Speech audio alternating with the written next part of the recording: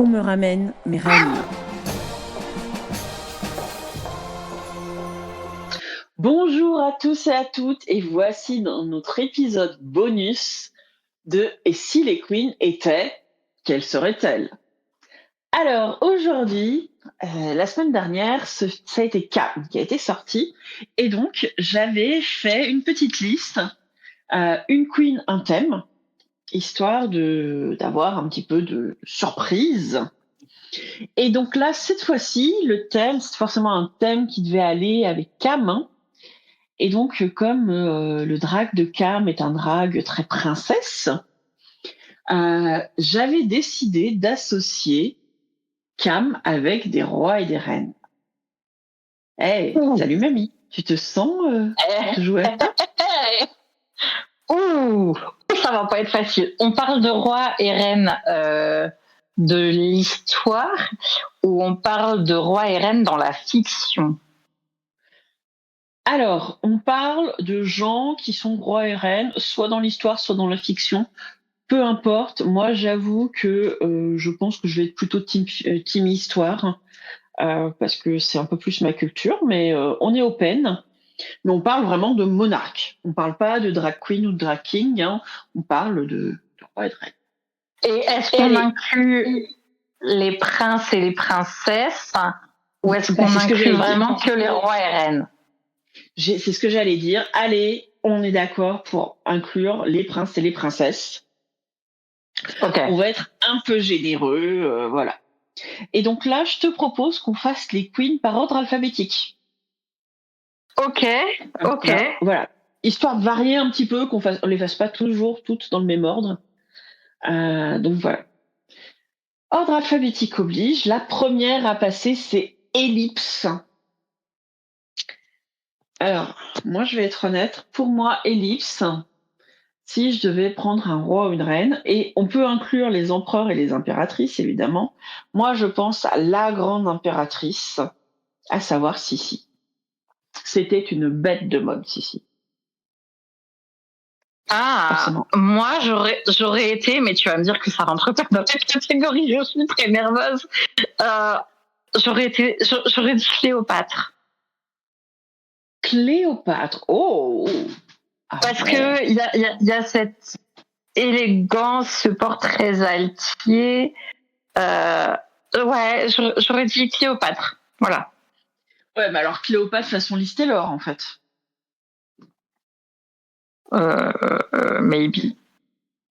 Non, parce que la vraie Cléopâtre, sur ses pièces de monnaie, tu sais la phrase « si son nez avait été différent, patati patata ».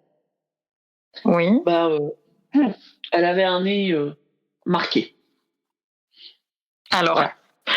Je le dis avec tout l'amour du monde, parce que je l'adore vraiment et je trouve que c'est une queen magnifique, mais Ellipse aussi. C'est pas faux. On laissera les gens juger. Je mettrai la photo d'une pièce. Mais c'est dit avec vraiment tout l'amour du monde et je trouve Ellipse d'une beauté incroyable, que ça soit en drague ou hors du drague. Donc c'est vraiment dit avec amour. Je tiens à le préciser mille et une fois. C'était Tanix Miam. Je note. Alors après le E arrive le K. Donc Cam Hughes. Qui est-ce que tu proposerais pour Cam? Ah ben, moi là j'aurais dit.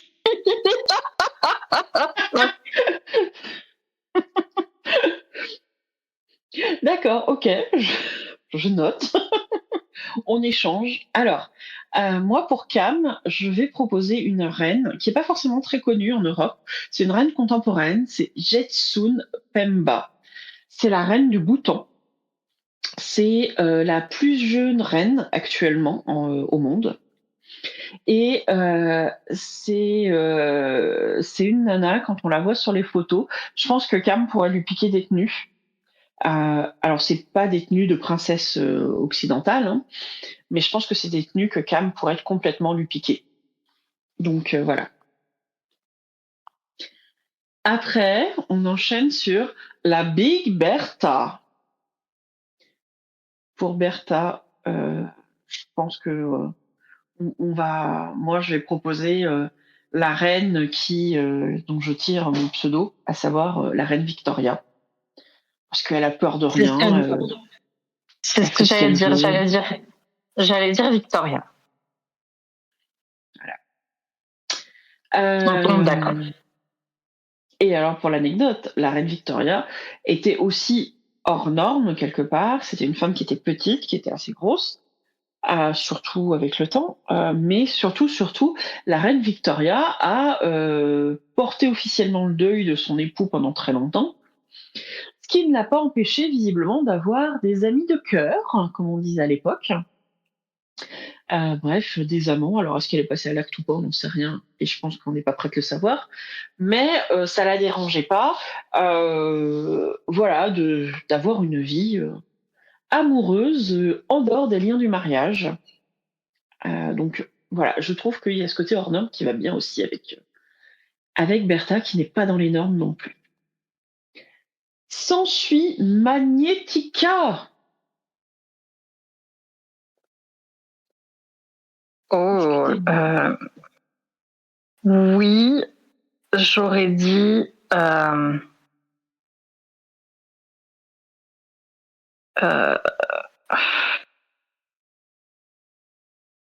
J'aurais dit quelque chose comme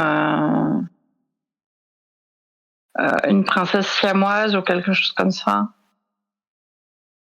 Oh, ah oui, en effet, ça pourrait être intéressant. Magnetica, moi, tu vois, j'ai pensé à Louis II de Bavière. Parce que Louis II de Bavière était très incompris, très, enfin, disons qu'on va pas se mentir, hein, il a plus ou moins été enfermé à un moment, et donc je trouve que ce côté incompris qui va avec son acte, qui est pas toujours très compris, je trouve que ça fonctionnait bien. Voilà. C'est vrai. On enchaîne avec Mami Wata. Mami Wata, moi, je pensais à une reine qui est pas très connue aussi en Europe, qui est tout simplement la dernière reine d'Hawaï, Lili Ua Kalani. J'espère l'avoir prononcé à peu près comme il faut parce qu'il y a une apostrophe au milieu. Et donc, c'est la dernière reine d'Hawaï. C'est une femme d'une extrême dignité. C'est une femme qui a été obligée de s'habituer aux normes européennes. Et ce qui est assez intéressant, c'est que on n'en a pas beaucoup, mais on a quelques photos d'elle assez jeune où elle est dans des tenues plutôt traditionnelles. Et plus elle grandit, et plus elle et plus elle l'Europe et les États-Unis font main basse sur Hawaï, et plus sa tenue est occidentalisée. Et je trouve que ça aussi un petit peu ce que Mamie dit des fois en filigrane, qui est que elle rend aussi hommage à ses racines africaines, qu'elle peut pas faire que du drag sur des références européennes. Donc voilà, c'est pour ça qu'elle m'avait fait penser à Mamie. Et moi, je pensais, alors pour le coup, je vais partir dans la fiction. Je pensais à la reine, mais je sais pas si c'est une reine en fait. Tu sais, il y a parce que ça me fait penser à son look qu'elle a eu avec le collier girafe. Caraba, la reine dans Kirikou, la sorcière dans Kirikou. Oui. Oui, je vois qui c'est, mais j'ai plus son nom. Mais je mettrai le bon nom. Voilà. Parce que il y a ce collier qu'elle a porté sur un runway l'autre fois, et voilà, ça m'a fait penser à ça. Que c'est fait très royal. C'est sûr que oui, en effet, je suis pas sûre que ça soit forcément une règle. Je me demande si c'est pas une sorcière, Je sais mais plus. c'est sûr que elle est profondément royale dans cette tenue. On enchaîne avec Misty Phoenix. Oh, oh, Misty, c'est une reine rigolote. Euh,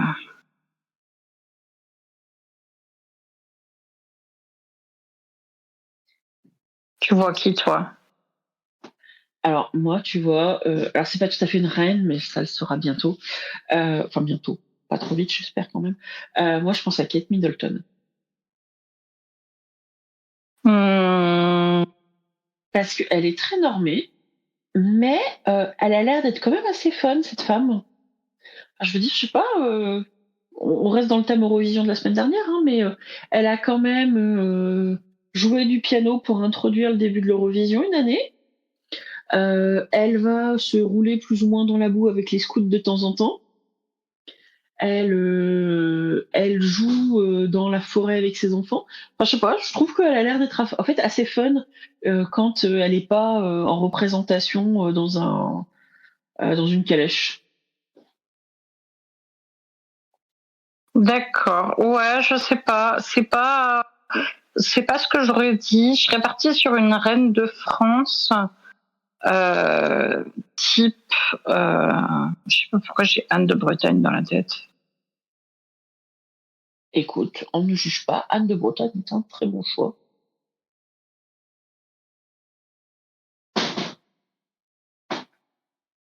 Voilà, je sais pas pourquoi. Ok. Après, l'ordre alphabétique toujours. Après Misty Phoenix, on passe à Moon. Et Moon, pour moi, c'est Christine de Suède. C'est pas une reine de Suède, hein, il faut être honnête. C'est un roi de Suède, Christine de Suède. Voilà, c'est un concept. En gros, elle accède au trône. Elle était protestante, elle devient catholique. À un moment, elle décrète que la royauté, ça la saoule, donc elle envoie balader la royauté et elle dit bah, débrouillez-vous pour me trouver un successeur. Moi, je vais me tirer à Rome. Elle va se balader dans toute l'Europe. Elle finit à Rome, à vivre dans un palais du pape. Bon, pas forcément avec beaucoup d'argent, mais enfin voilà. Il y a une vraie liberté, je trouve, chez Christine de Suède. Et je trouve que cette liberté colle bien avec, avec Moon. Alors, je ne maîtrise vraiment pas assez les rois et reines de notre monde. Je serais partie sur Marie-Antoinette, je pense. Ah, Mais un peu façon Sofia Coppola, tu vois. ah oui, un peu fun avec quelques comment dire digressions historiques. Vu qu'à un moment Voilà. on voit des chaussures qui ne sont pas tout à fait Voilà. de la bonne période. Voilà. Moi, D'accord. j'aurais fait ça. Est-ce que je peux te proposer maintenant Piche? Vu qu'après le P, après le M, il y a le P. Oui, tout à fait. J'ai besoin de réfléchir du coup. Hein. C'est vraiment un thème pas facile pour moi. Ouais, non, et puis en plus, c'est ce que je disais la dernière fois, je ne te préviens pas à l'avance, et moi je me force à ne pas réfléchir à l'avance non plus. Donc c'est pas facile. Euh, je piche, je pense qu'il faut une reine qui qui est quand même, enfin qui est pas dans la royauté à proprement parler, qui a quelque chose d'assez urbain. Tu dis beaucoup ce mot pour Tiff. Oui, mais parce que je trouve qu'elle a un univers qui est très urbain, enfin, Piche à la campagne, non. Tu vois ce que je veux dire? Mhm. Autant t'as d'autres queens que je vois bien, autant Peach, moi je la vois très ancrée dans la ville et dans la ville moderne actuelle.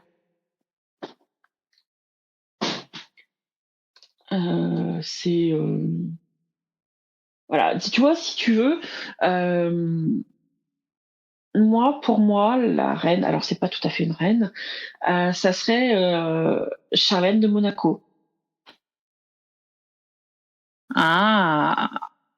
Alors Tu moi, vois? je propose la reine d'Espagne. Comment elle s'appelle? Laetitia, C'est ça. j'aime bien, j'aime bien.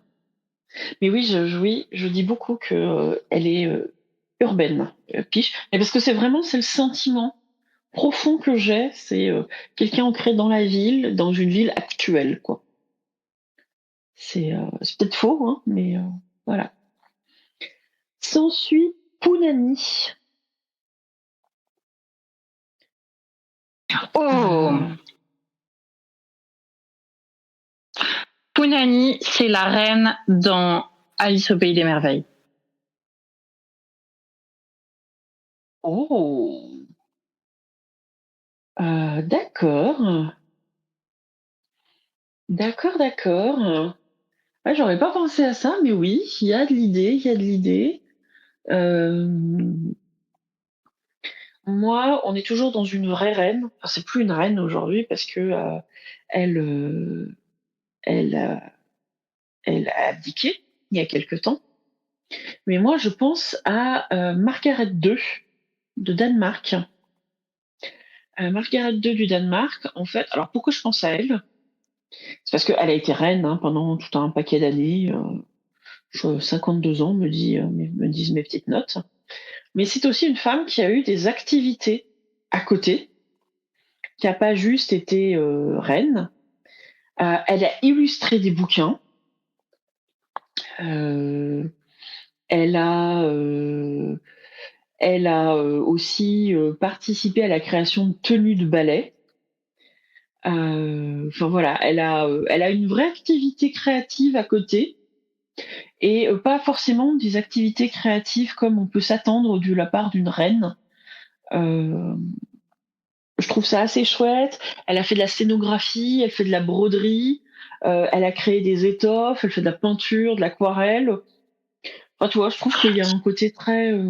C'est très Punani. Si je devais choisir quelqu'un qui soit pas la reine d'Alice au pays des merveilles, pour Punani, je dirais Joséphine. Ah oui, en effet, ça pourrait être ça. Moi, j'irais La, juste la, sinon sur un des derniers trucs sur Margaret 2. C'est que si un jour vous achetez euh, le Seigneur des Anneaux en danois, et que vous avez les illustrations de l'édition de 77, sachez que c'est elle qui a fait ces illustrations. Waouh. Voilà. Voilà, si tu comprends pourquoi est-ce que je trouve qu'il y a quelque chose, avec son mari qui est un Français, ils faisaient des mini concours entre eux, et donc elle a traduit comme ça un bouquin de Simone de Beauvoir dans le cadre d'un petit concours avec son mari. Elle a popularisé le fait de ils ont un truc où ils ont des elfes à la période de Noël au Danemark qui se baladent dans les maisons. Et donc, elle a popularisé ça dans tout le Danemark. Elle a dessiné des timbres. Alors, nous, quand on était jeunes, avec mamie, je sais pas si ça se fait toujours, on vendait des vignettes dans les écoles pour permettre aux enfants qui n'avaient pas forcément beaucoup d'argent, enfin, dont les familles n'avaient pas forcément beaucoup d'argent, de pouvoir partir en vacances. Et ben, au Danemark, il existe le même truc, mais pour pouvoir en fait aider les enfants malades. Et donc, pendant des années, c'est elle qui dessinait ces vignettes. Enfin voilà, je trouve vraiment que c'est une reine qui irait bien avec cette queen. Voilà. Ceci était mon dernier mauvais jeu de mots. Et puis, on arrive à Soa. Soa, pour moi, il nous faut une reine puissante. Oui, tout à fait. Le genre de reine qui se laisse pas en compter.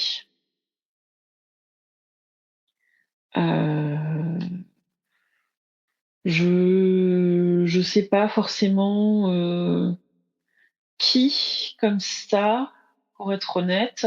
En fait, le premier nom moi, qui me vient, c'est les Amazones des Diatomées, mais c'était pas des reines ni des princesses. C'était un corps d'élite qui se battait pour protéger le roi. Je pense que ça a beaucoup inspiré, entre autres, quand on voit le corps d'élite du Wakanda. Pour moi, j'ai toujours fait le lien avec les Amazones du Diatomée. Mais voilà, pour moi, on est forcément dans une reine puissante, dans une reine intense, qui se laisse pas en compter et qui a peut-être botté un peu le derrière Alors, des Européens. pourquoi pas Nefertiti? Ouais, ça pourrait être une idée, ça pourrait être une idée. Ouais. Mais tu vois, je pensais peut-être à une reine qui était plus, qui avait aussi un aspect guerrier, tu vois. Pas Mmh. juste. Tu vois, c'est ça. Une reine qui. Je sais pas. Après, tu vois, c'est peut-être. Peut-être que c'est. Toi, il y aurait eu la Kaina. J'aurais dit pour elle la Kaina. Parce que la Kaina, c'est une reine à la base. Donc, tu vois, ça aurait été facile et tout. Oui, tout à fait. Ben, effectivement, c'est une reine guerrière qui Donc, c'est la reine de s'appelait Saba. Dia. Ça dépend un peu de dans quel contexte tu te mets. C'est la partie compliquée et je prendrai pas le risque de dire son nom Non. parfait, exact, c'est ça. Mais voilà. Tu vois, en même temps qu'on parle, je me dis peut-être la reine de Saba pour Ah, Soa. peut-être, ouais. Tu vois, il y a un côté mythique, il y a un côté en même temps, elle est allée séduire un des hommes les plus importants pour le bien de son pays, tu vois, et en même temps, elle a eu un changement radical. Ouais, ouais, peut-être, tu vois, la reine de Saba. Peut-être, ouais. Sinon, Wikipédia me parle de Berawadi Malama ou Savitri Bai, qui est une reine guerrière indienne du XVIIe siècle. Oh, ah ouais, j'aime bien ça aussi. Voilà. Merci Wikipédia. Oui, oui, non, c'est un moment, il faut aussi se faire aider de Wikipédia. Ça peut être utile. Et puis ça que sert Wikipédia. Il y a peut-être aussi en Chine quelques impératrices. Je pense à l'une des dernières impératrices, Xixi, Shiji, je sais pas trop comment ça se dit, euh, qui euh, qui a bien mené son monde et ça s'est bien passé comme elle l'entendait. Et qui a vraiment fait des changements assez radicaux dans, en Chine à cette période-là. C'est la fin du 19e dans son cas. Donc ça peut peut-être être une piste aussi. Voilà. Donc voilà, on les a toutes faites. Wouhou. Ouais, C'était c'était pas pas simple. facile. Hein. Ouais, mais tu noteras que le thème, il allait bien à Cam quand même. Oui, mais c'était pas facile. Ouais. On aurait pu faire les pierres précieuses. Ah, c'est vrai, les pierres précieuses. Non, j'y avais pas pensé. J'y avais pas pensé. Tu vois, regarde, on dit pierres précieuses, je me dis, Soa, ça peut aussi être Boadicée. Mm. Boadicée, c'est une reine celte qui a collé une fessée, mais d'enfer, aux Romains, Elle était donc celte, mais sur, on va dire, le bas de la Grande-Bretagne. Les Bretons ont cru que, enfin, les Romains ont cru qu'en l'humiliant, ils allaient avoir l'ascendant sur elle. Il se trouve que, grosso modo, elle a fait cramer un paquet de villes et les gens qui étaient dedans en réponse. Et Après, on ne sait pas je trop sais. si elle est morte suicidée ou si elle est morte d'un accident, enfin d'un accident guerrier, mais elle s'en laisse pas compter. Après, je dirais juste que je suis pas sûre que l'esthétique celte soit celle qui parle le mieux à soi de lui. Voilà.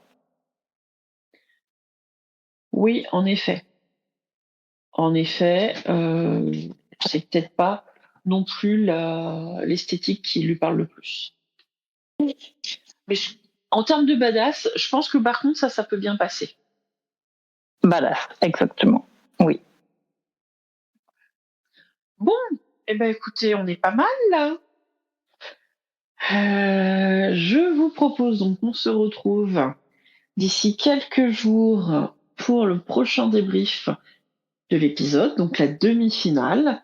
Et puis sinon, eh ben, on se retrouvera pour et si c'était quelque chose, que serait notre queen pour jeudi prochain. Voilà. N'hésitez pas à nous dire qui sont vos propres queens, si vous deviez en faire un roi, une reine ou un prince, une princesse. Et puis à bientôt. Bye bye. Bye. C'était un hors-série des mots de l'écriture avec Vicky Saint-Ange. J'espère que cet épisode t'a plu, t'a intéressé et puis t'a apporté quelques billes sur notre sujet. Si c'est le cas, n'hésite pas à commenter, à liker, un pouce en l'air ou que sais-je selon l'application. Et puis surtout, n'hésite pas à partager auprès d'autres personnes que ça pourrait intéresser. Cela les aidera et cela m'aidera beaucoup. À bientôt!